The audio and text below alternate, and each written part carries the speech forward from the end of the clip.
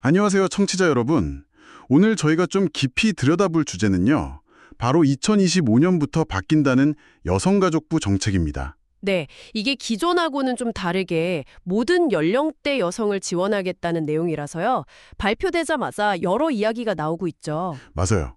그래서 저희가 여가부 발표 자료는 물론이고 관련 뉴스나 또 비판적인 시각을 다룬 온라인 콘텐츠까지 쭉 훑어봤습니다. 네, 이게 뭐 저출생 같은 큰 문제를 풀려는 시도인지 아니면 좀 다른 문제를 낳을 수 있는 건지. 그렇죠. 그런 여러 측면을 오늘 좀 자세히 살펴보겠습니다. 우선 정책 내용부터 좀 짚어볼까요?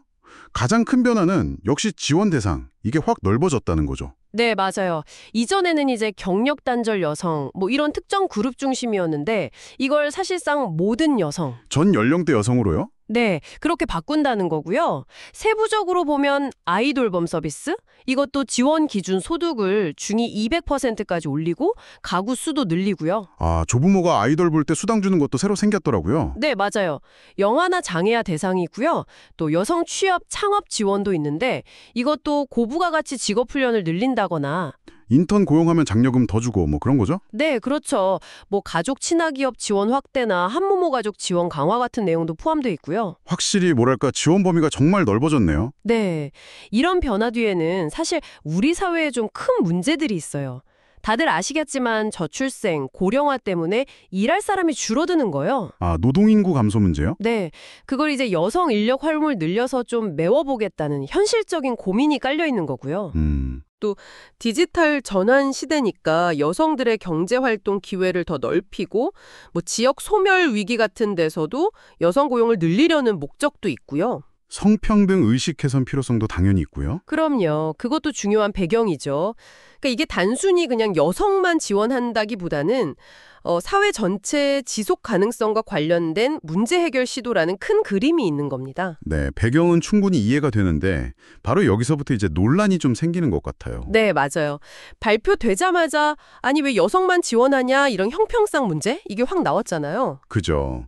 특히 그 20대 남성들 중심으로 목소리가 좀 큰 것 같아요. 군 복무 얘기도 나오고. 네.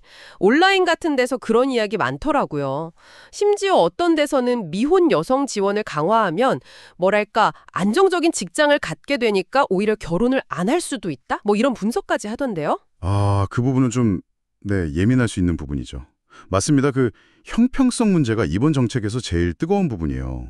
단순히 왜 여성만 이걸 넘어서 한정된 예산을 어떻게 쓰는 게 맞냐, 이게 공정하냐, 효과적이냐 이런 근본적인 질문으로 가는 거죠. 네네. 물론 뭐 여가부의 입장은 사회적 약자나 다양한 가족 지원은 국가 책임이고 저출생 극복 노력의 하나다 이거고요. 하지만 또 다른 목소리도 있죠. 예를 들어 워킹맘들 같은 경우는 좀 긍정적으로 보기도 한다면서요. 네, 그런 시각도 분명히 있어요. 유연근무제 확대 같은 거는 어쨌든 실제로 일하는 여성들한테 도움이 될 수 있으니까요. 자료 속 맞벌이 부부 사례처럼요. 실질적인 변화를 기대하는군요. 네, 결국 이 논란은 누구를 어떻게 지원할 거냐 이 자원 배분 문제랑 딱 연결되는 거예요. 단순히 성별 지원 찬반을 떠나서 뭐 세대 간의 문제라던가 아니면 다른 어려움을 겪는 집단과의 형평성 이런 게 막 얽혀 있는 거죠. 그렇군요. 공정성 문제도 그렇고 또 하나는 이게 과연 진짜 효과가 있을까 하는 점인 것 같아요. 네, 실효성 문제죠. 네, 원래 목표했던 저출생 문제 해결이라든지 뭐 여성 경력 지원이라든지 이런 데 진짜 도움이 될까? 이런 의문이요. 그렇죠. 차라리 정말 도움이 필요한 특정 계층, 뭐 예를 들면 미혼모나 아니면 다시 일하고 싶은 경력 보유 여성 이런 분들한테 집중하는 게 더 낫지 않냐? 이런 대안적인 이야기도 나오고요. 그러면서 뭐 예산 문제나 여가부 역할 자체에 대한 비판도 다시 나오는 상황이고요. 네.